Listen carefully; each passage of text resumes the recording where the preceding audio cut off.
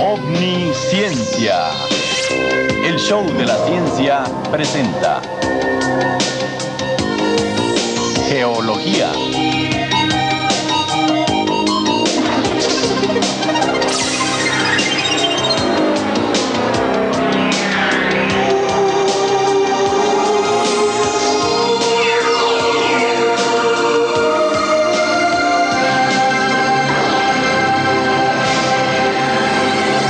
No es una masa inerte como podría pensarse, sino una verdadera planta química llena de vida turbulenta. Los temblores de tierra y los volcanes nos recuerdan periódicamente que no solamente tiene su propia historia, sino sus propios caprichos. En esta emisión describiremos de qué está hecha la Tierra y de qué forma continúa transformándose. Después veremos el tipo de rocas que la constituyen. Finalmente descubriremos un tesoro que se ha vuelto indispensable para las ciudades modernas: el petróleo.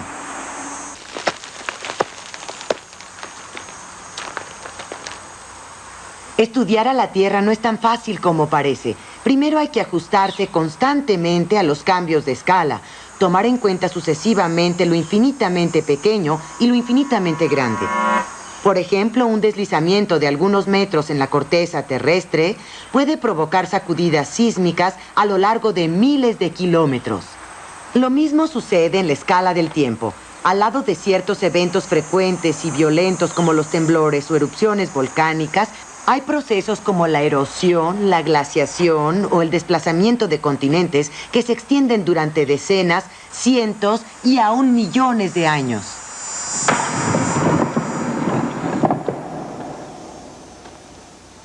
Los datos geológicos nos hablan solo de la capa superficial del planeta. Las excavaciones más profundas en la península de Kola, en la Unión Soviética, apenas alcanzan los 15 kilómetros. Es poco considerando que el diámetro promedio del planeta es de un poco más de 12.700 kilómetros.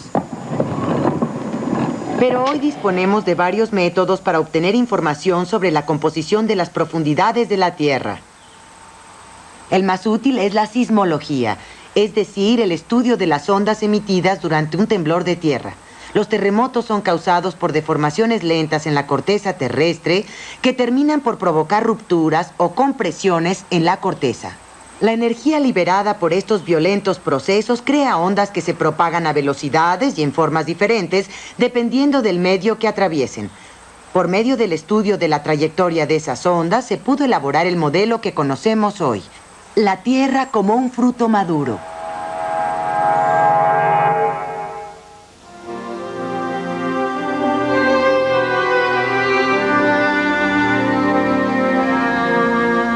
Desde hace un siglo, el hombre ha hecho varios descubrimientos sobre la estructura interna de la Tierra. Estos nuevos conocimientos nos permiten establecer un paralelo entre la Tierra y una manzana. La Tierra está compuesta por un núcleo y una cáscara que se tuerce, se dobla y se resquebraja sin cesar. La Tierra se divide en 4 zonas principales. El núcleo interno, de un diámetro de 3.500 kilómetros, es prácticamente del mismo tamaño del planeta Marte. Está formado principalmente por fierro y níquel. Su temperatura varía entre 4.000 y 5.000 grados centígrados. Pero aún a estas elevadas temperaturas, el núcleo interno permanece sólido, ya que está sometido a una presión de 3 millones de atmósferas. Alrededor del núcleo interno, sólido, se encuentra el núcleo externo, que es líquido. La tercera zona constituye lo que los geólogos llaman el manto. En esta zona hay movimiento constante. La elevada temperatura del núcleo calienta la parte inferior del manto. Este se vuelve cada vez menos denso y se enfría conforme se acerca a la capa superior. Al enfriarse, las sustancias se vuelven más densas y vuelven a descender hacia el núcleo por gravedad. Es el principio de convección. Los científicos creen que así se forman una serie de corrientes de convección en el interior del manto. Estas corrientes de convección son las que causan los pliegues y las fisuras de la litosfera. Esta última consta de la corteza y de la capa rígida del manto. Las fallas dividen la litosfera en inmensas placas o placas tectónicas que se entrelazan para formar un complejo mosaico. Estas placas se componen de pedazos de corteza continental y oceánica. Bajo la litosfera, la materia en fusión, el magma, ejerce enorme presión. Este magma proviene del manto. Las fallas que separan las placas tectónicas constituyen zonas débiles de la corteza terrestre que dejan escapar su materia en fusión. No es asombroso encontrar en esos lugares los principales volcanes activos.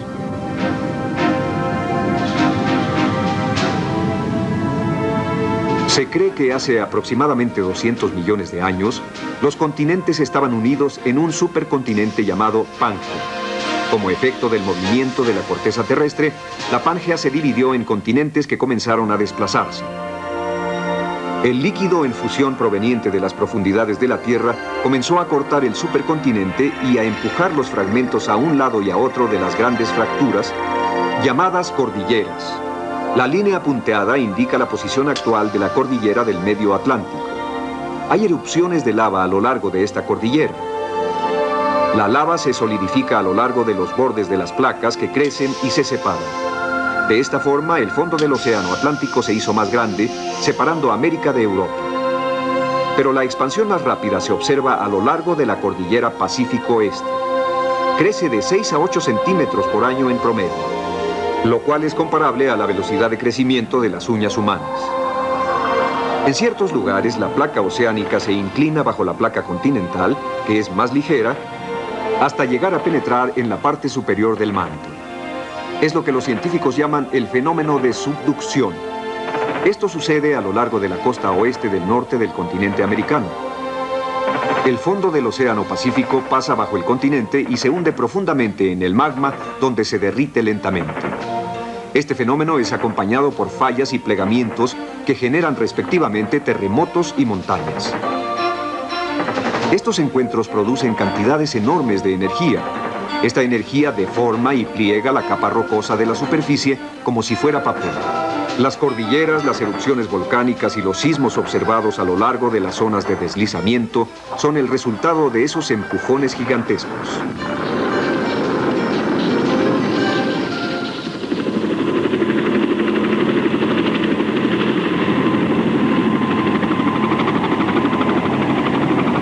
Para comprender mejor estos fenómenos naturales, se han desarrollado diferentes técnicas que permiten explorar el subsuelo. Una de estas técnicas, llamada reflexión sísmica, proporciona información sobre la estructura y la composición del subsuelo. Esta técnica consiste en hacer vibrar el suelo con la ayuda de una placa metálica. Las ondas de choque son transmitidas al suelo y reflejadas por la discontinuidad del subsuelo. En la superficie, los geófonos, o sea, aparatos que podemos comparar con micrófonos, se colocan a lo largo de una línea de varios kilómetros. Captan las ondas reflejadas en la superficie del suelo. La información captada por esos geófonos es transmitida a una computadora que puede producir una representación tridimensional del subsuelo. La Tierra es un lugar de movimiento perpetuo. El estudio de los fenómenos naturales y la exploración del subsuelo pueden proporcionarnos información sobre la composición de la corteza terrestre, así como sobre la formación de la Tierra. Y también nos permiten refinar nuestras técnicas de exploración minera.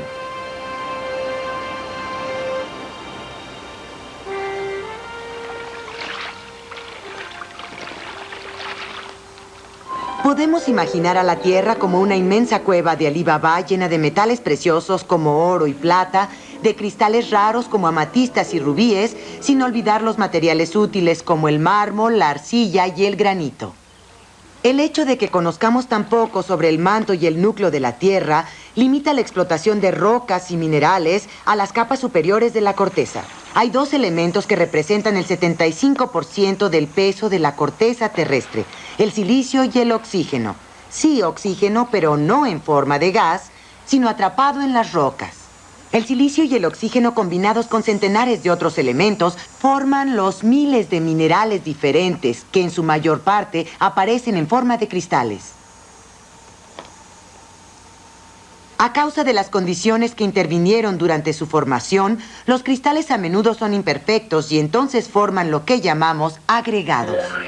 Pero cuando las condiciones fueron más favorables, aparecen como pequeños polígonos con aristas perfectas y superficies lisas, cuya estructura parece obedecer rigurosamente a ciertas leyes de la simetría. Sin duda alguna han observado los cristales de cuarzo. Son comunes y representan aproximadamente el 12% del peso de la corteza terrestre. El cuarzo puede presentarse en cristales de muchas formas, pero en general estos cristales tienen la forma de un prisma que termina en 2 pirámides. Estos cristales pueden ser minúsculos, como los que encontramos en las superficies de otras rocas, pero también pueden ser gigantescos. El más grande cristal de cuarzo fue descubierto en Brasil. Medía 6 metros de largo y pesaba 44 toneladas. La amatista y los cristales de roca son las variedades translúcidas del cuarzo. El ágata, el ónix, el ojo de tigre son también variedades de cuarzo, pero opacas. En una cantera como esta, un geólogo aficionado armado con cincel y martillo puede encontrar fácilmente algunos minerales comunes. Pero si buscara minerales más raros, necesitaría saber cómo y mediante qué procesos esos minerales se formaron en el curso de los siglos para saber dónde encontrarlos.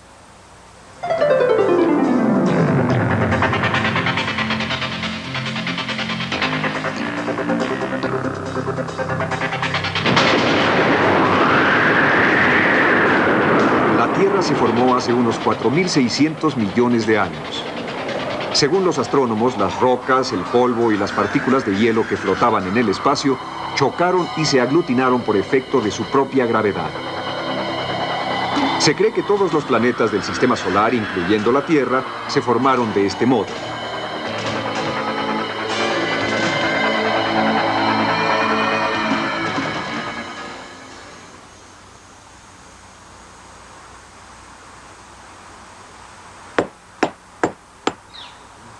Los geólogos estudian la composición de las rocas. Las rocas se dividen según su origen en 3 grupos principales. Las rocas ígneas constituyen el 90% de la corteza terrestre. Estas rocas se formaron a partir del magma que se solidificó al llegar a la superficie. Al contrario de las rocas ígneas que provienen del interior de la Tierra, las rocas sedimentarias se forman sobre los continentes o en el agua y están formadas por restos de rocas y partículas minerales de seres vivientes. Estas rocas representan solamente el 5% de la corteza terrestre, pero ocupan más de las 3/4 partes de la superficie de los continentes.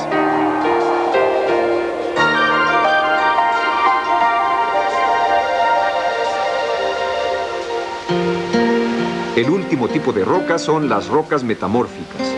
Provienen de las rocas ígneas o sedimentarias que fueron traídas de las profundidades de la corteza terrestre y transformadas por efecto del calor y la presión. Al contrario de lo que generalmente se cree, una roca no es necesariamente dura y compacta.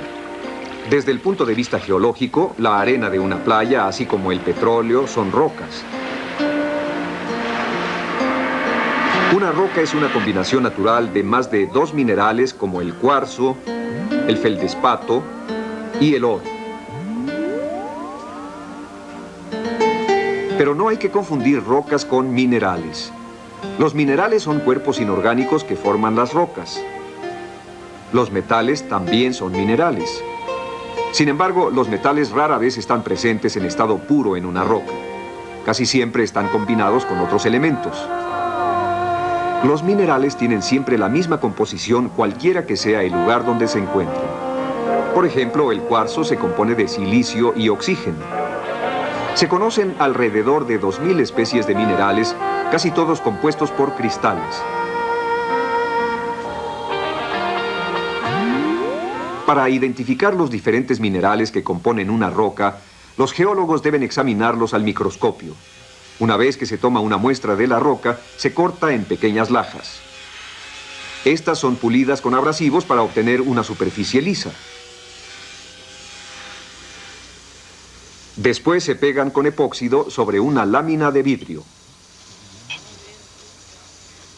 Gracias a un aparato dotado de una sierra cubierta de polvo de diamante, el más duro de todos los minerales, el pedazo de roca se reduce a un espesor de 3 centésimas de milímetro, es decir, el espesor de una hoja de papel. Después de este tratamiento, casi todos los minerales se vuelven transparentes.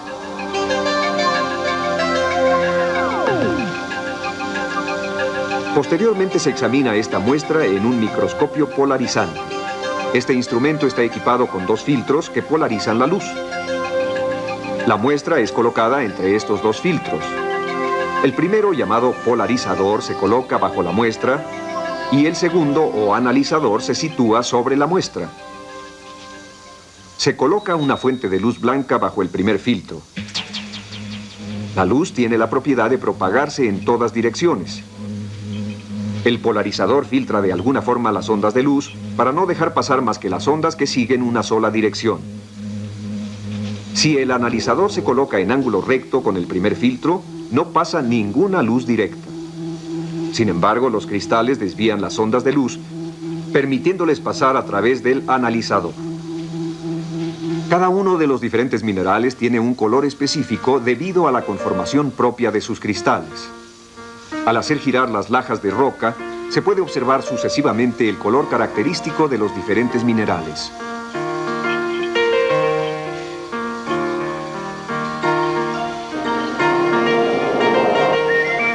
El microscopio electrónico nos permite ir más lejos en el estudio de una roca. Gracias a él se pueden hacer análisis de los diversos elementos químicos que componen los minerales. Con este sistema, la muestra es bombardeada por electrones. Los diferentes elementos que constituyen un mineral a su vez emiten electrones y rayos X, produciendo una imagen que se puede visualizar en una pantalla catódica. El proceso de estas imágenes por computadora permite identificar los elementos que componen el mineral.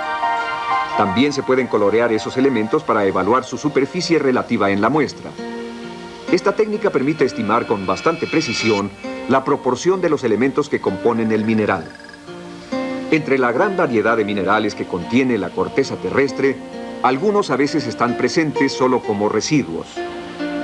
Durante su explotación, por razones económicas y técnicas, se recurre a métodos que permiten estimar con precisión el contenido de minerales de una roca. El microscopio polarizante y el microscopio electrónico se han vuelto instrumentos indispensables.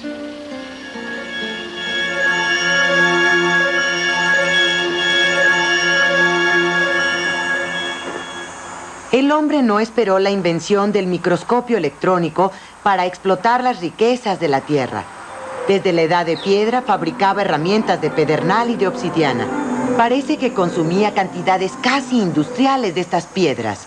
Se han encontrado minas de pedernal de más de 10 metros de profundidad, también con grandes galerías de varios kilómetros. En esa época, los hombres recogían el oro y el cobre que descubrían en los ríos. Hacían armas y joyas que decoraban con ámbar, turquesas, amatistas o jaspe. La tierra les proporcionaba también pigmentos que utilizaban para pintar: el verde de la malaquita, el amarillo del ocre y el rojo del cinabrio. La edad de los metales comenzó con la invención aún misteriosa de la metalurgia. El hombre descubrió que podía extraer metal de los minerales.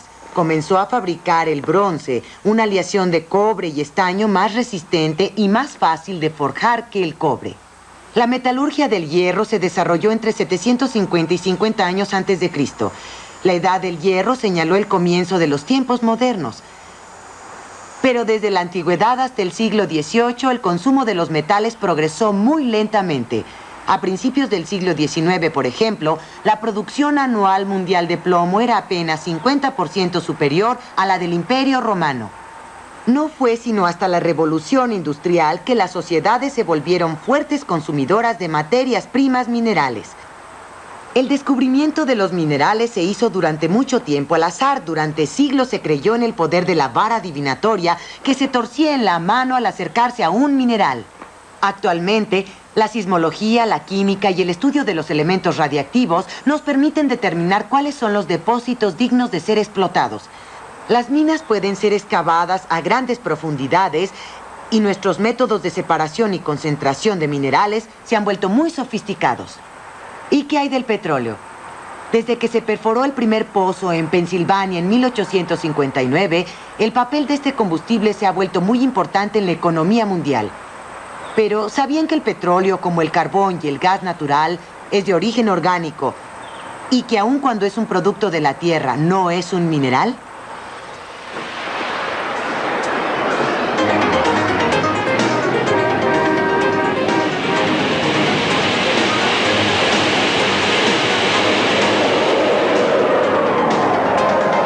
En el mundo se consumen cada año aproximadamente 3.000 millones de toneladas de petróleo. Las reservas mundiales conocidas se estiman en 120.000 millones de toneladas. A menos que haya otro descubrimiento importante, estas reservas se agotarán dentro de unos 40 años.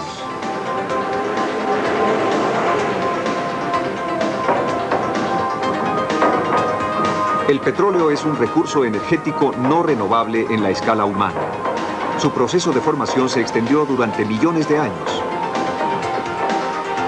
Según los geólogos, su elaboración resultó de la acumulación en los fondos marinos de residuos orgánicos, animales y vegetales y microorganismos acuáticos llamados plancton. En el transcurso de los siglos, estos residuos se comprimieron y se acumularon bajo las capas sedimentarias. Bajo el efecto del calor y la presión, la materia orgánica se transformó en hidrocarburos. Los hidrocarburos son los constituyentes químicos del petróleo y del gas natural. El gas natural proviene de la transformación a temperaturas muy altas del petróleo. El petróleo y el gas natural así formados migran a través de las rocas y tienen tendencia a subir hacia la superficie. Para que puedan formar un depósito, el petróleo y el gas deben quedar atrapados en rocas porosas, como las rocas calcáreas llamadas rocas almacenadoras. El petróleo es entonces retenido en las bolsas que se formaron al plegarse la corteza terrestre.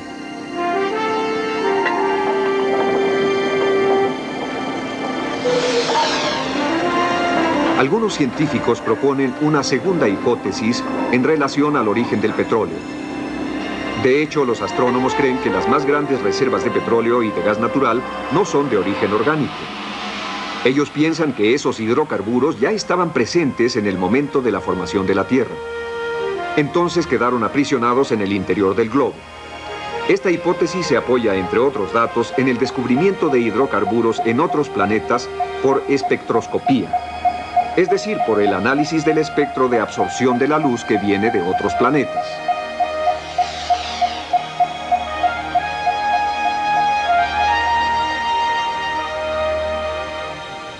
Cualquiera que sea su origen, los exploradores buscan estos depósitos de petróleo.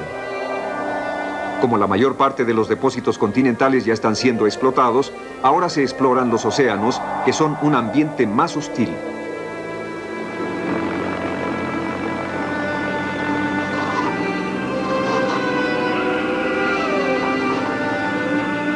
Para explorar los fondos marinos de las regiones árticas, se han desarrollado plataformas móviles que miden hasta 100 metros de diámetro. Aun si flotan a 200 metros del fondo marino, pueden perforar la corteza terrestre hasta 6 kilómetros de profundidad. La exploración en el mar es particularmente difícil en las regiones polares. En esas latitudes el hielo es permanente y la temperatura media anual es de alrededor de 15 grados centígrados bajo cero. Para llevar una plataforma al sitio de exploración debe ser remolcada con la ayuda de un rompehielos. Estos están dotados de motores de una potencia de 24.000 caballos de fuerza que les permiten abrirse paso entre el hielo a una velocidad de 3 nudos.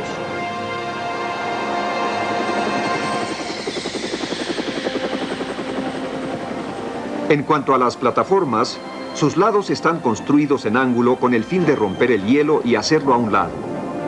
Cuando la plataforma llega al sitio de exploración, se sujeta al fondo marino con la ayuda de 12 anclas.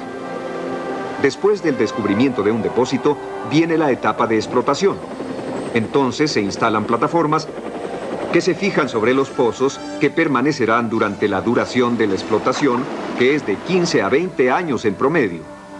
Estas plataformas fueron diseñadas para resistir olas de 30 metros de altura y vientos de 230 kilómetros por hora.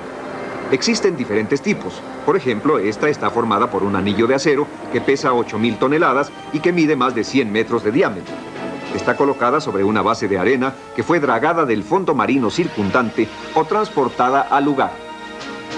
La plataforma sirve también como depósito de petróleo.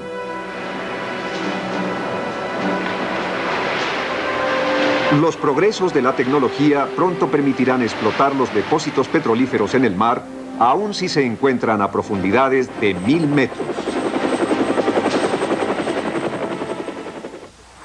Los alquimistas de la Edad Media creían que el portador de un ópalo, envuelto en una hoja de laurel, podía hacerse invisible.